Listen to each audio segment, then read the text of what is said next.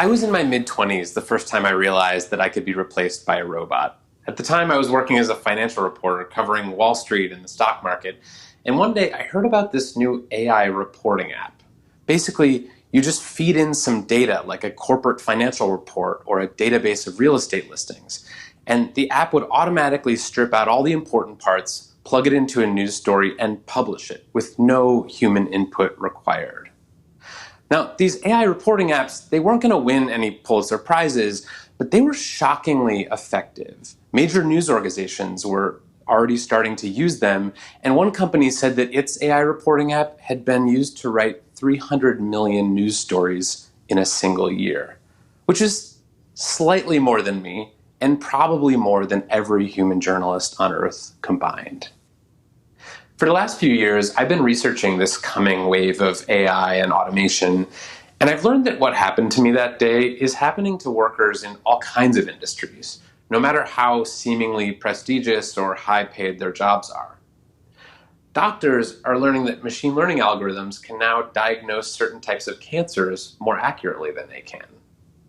Lawyers are going up against legal AIs that can spot issues in contracts with better precision than them. Recently at Google, they ran an experiment with an AI that trains neural networks, essentially a robot that makes other robots. And they found that these AI-trained neural networks were more accurate than the ones that their own human programmers had coded. But the most disturbing thing I learned in my research is that we've been preparing for this automated future in exactly the wrong way.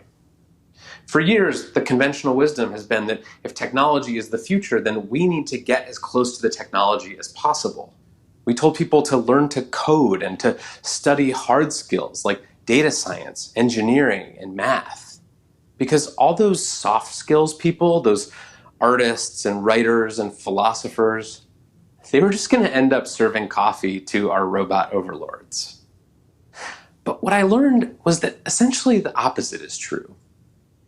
Rather than trying to compete with machines, we should be trying to improve our human skills, the kinds of things that only people can do, things involving compassion and critical thinking and moral courage.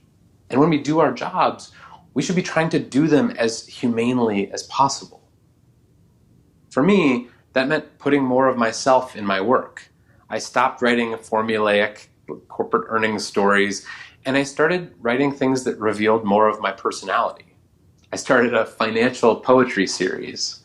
I wrote profiles of quirky and interesting people on Wall Street, like the barber who cuts people's hair at Goldman Sachs. I even convinced my editor to let me live like a billionaire for a day, wearing a $30,000 watch and driving around in a Rolls Royce, flying in a private jet. Tough job, but someone's got to do it. And I found this new human approach to my job made me feel much more optimistic about my own future.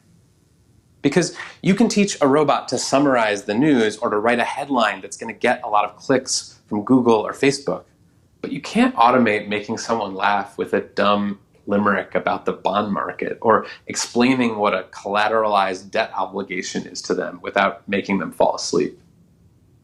And as I researched more, I found so many more examples of people who had succeeded this way by refusing to compete with machines and instead making themselves more human. Take Russ. Russ Garofalo is my accountant. He helps me with my taxes every year. And as you can probably tell from the photo, Russ is not a traditional accountant. He's a former stand-up comedian, and he brings his comedic sensibility to his work.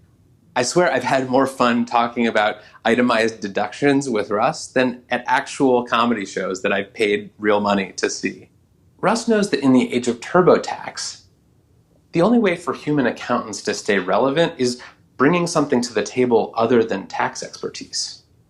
So he started a company called Brass Taxes. Get it?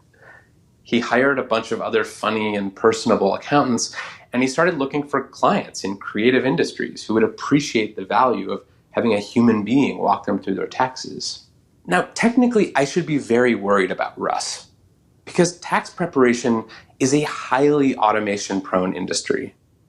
In fact, according to an Oxford University study, it has a 99% chance of being automated. But I'm not worried about Russ. because he's figured out a way to turn tax preparation from a chore into an entertaining human experience that lots of people, including me, are willing to pay for. Or take Mitsuru Kawai. 60 years ago, Mitsuru started as a junior trainee at a Toyota factory in Japan. He made car parts by hand. And this was the 1960s, an era when the auto industry was undergoing a huge technological transformation. The first factory robots had started coming onto the assembly lines, and a lot of people were worried that auto workers were going to become obsolete. Mitsuru decided to focus on what in Japanese is called monozukuri, basically human craftsmanship. He studied all the nuanced, intricate details of auto design, and he developed these kind of sixth sense skills that few of his other colleagues had. He could listen to a machine and tell when it was about to break, or look at a piece of metal and figure out what temperature it was just by what shade of orange it was glowing. Eventually, Mitsuru's bosses noticed that he had all these skills that his coworkers didn't, and they made him really valuable because he could work alongside the robots, filling in the gaps, doing the things that they couldn't do. He kept getting promoted, and just this year, Mitsuru Kawai was named Toyota's first ever Chief Monozukuri Officer. In recognition of the 60 years that he spent teaching Toyota workers that even in a highly automated industry, their human skills still matter. Or take Marcus Books. Marcus Books is a small, independent, Black-owned bookstore in my hometown of Oakland, California. It's a pretty amazing place. It's the oldest Black-owned bookstore in America, and for 60 years, it's been introducing Oaklanders to the work of people like Toni Morrison and Maya Angelou. But the most amazing thing about Marcus Books is that it's still here. So many independent bookstores have gone out of business in the last few decades because of Amazon or the internet. So how did Marcus Books do it? Well, it's not because they have the lowest prices or the slickest e-commerce setup or the most optimized supply chain. It's because Marcus Books is so much more than a bookstore. It's a community gathering place where generations of Oaklanders have gone to learn and grow. It's a safe place where Black customers know that they're not going to be followed around or patted down by a security guard. As Blanche Richardson, one of the owners of Marcus Books, told me, it just has good vibes. Earlier this year, Marcus Books temporarily closed. And like a lot of businesses, its future was uncertain.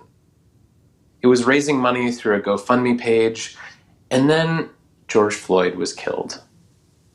The streets filled with protests, and orders poured in to Marcus Books from all over the country. First 100 books a day, then 200, then 300. Today, they're selling 5 times as many books as they were before the pandemic. And their GoFundMe page has raised more than $250,000.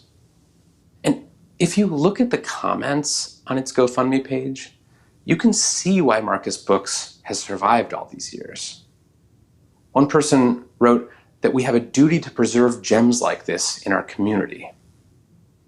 Someone else said, I've been going to Marcus Books since I was a child, and Blanche Richardson showed me many kindnesses.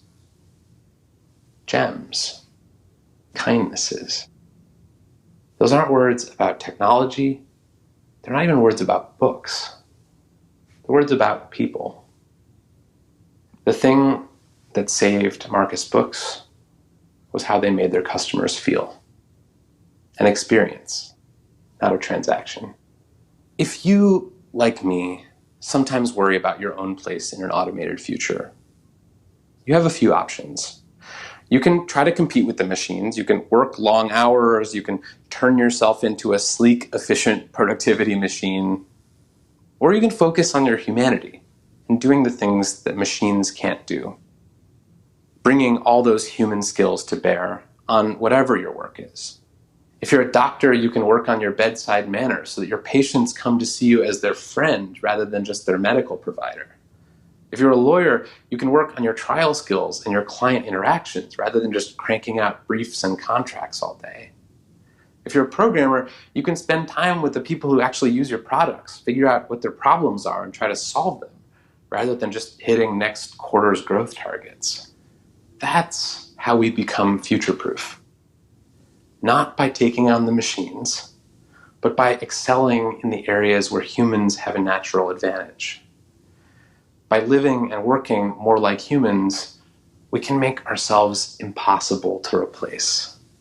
And the good news is that we don't have to learn a single line of code or deploy a single algorithm.